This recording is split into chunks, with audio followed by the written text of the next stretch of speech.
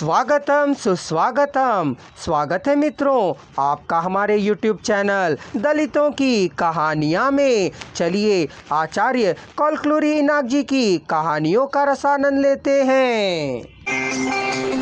बड़ा चमार गया, प्रणाम करता सा झुका, सिर में लपेटे कपड़े को निकाल झाड़कर आंचल जैसा पकड़ा। उसने 100 के नोट को अमया ने उसमें डाल दिया।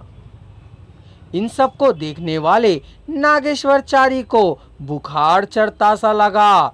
हर एक जाकर रुपयों को लेकर जाते समय सनबोलू को अपनी नई कमीज और चड्डी दिखाई दी तो उत्साह उमड़ आया।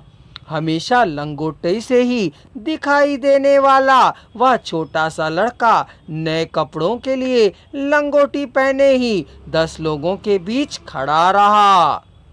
विजय गर्व से भरे हुए उसे मात्र उस कपड़े को पहने अपमान सा नहीं लगा। मामूली तौर पर ही खड़ा रहा वह।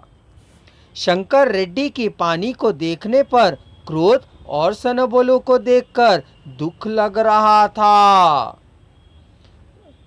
उसका ज्वर बढ़ता सा लगा और लड़खड़ाने की स्थिति में वह आ गया था। आचारी बाल नरसिम्हा भी अपने कमर में बांधे तौलिए को निकाल झाड़कर दोनों हाथों से पकड़ने पर अमया ने उसमें 100 रुपए का नोट डाल दिया।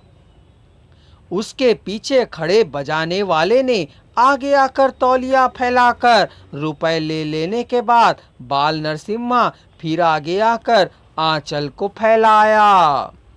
अमया के हाथ में एक ही नोट था। सदगालू ने दूसरी बार नरसिम्हा को आते देख फटकारा। वह पीछे नहीं गया था। वह मेरा नहीं, मेरे लड़के का मेहनताना है। चल हट रे, कहा उसने। उस बात को सुनते ही सदगाड़ू रुक गया, लेकिन जिस सदगाड़ू ने नहीं सुना उसने नरसिम्हा को धकेल दिया।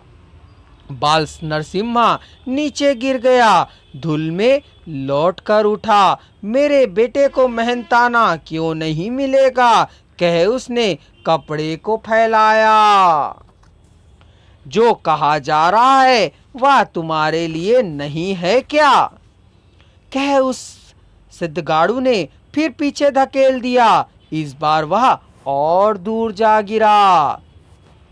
उसकी मेहनताना को इसे ही आकर ले जाने को कहो, अमया ने कहा।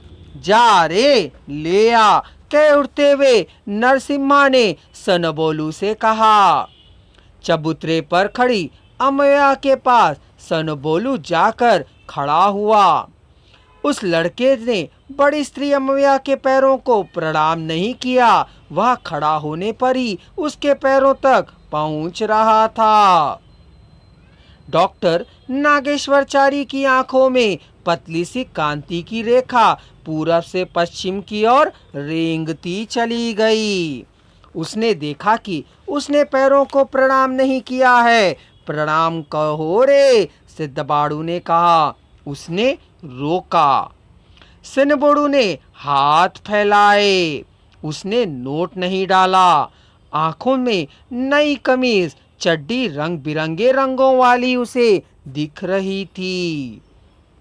आंचल फैला, बड़ी स्त्री ने कहा। सनबोलू के पास सिर लपेटने वाला कपड़ा भी नहीं था, ऊपर डालने वाला कपड़ा भी नहीं था। उसका तौलिया पिता के पास था। जाकर लाने से उसे अपमान सा लगा।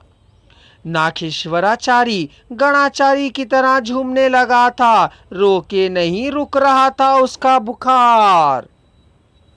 लंगोटी के सिवा उसके तन पर कोई दूसरा कपड़ा ही नहीं था। कमर में बंधे कमर सूत्र के पीछे सटे हुई लंगोटी के कपड़े को निकालकर साफ कर चौड़ा किया। वह कोहनी जितना लंबा और हथेली जितना चौड़ा था, उसे फैलाकर पकड़े उस स्त्री के मुख की ओर देखा।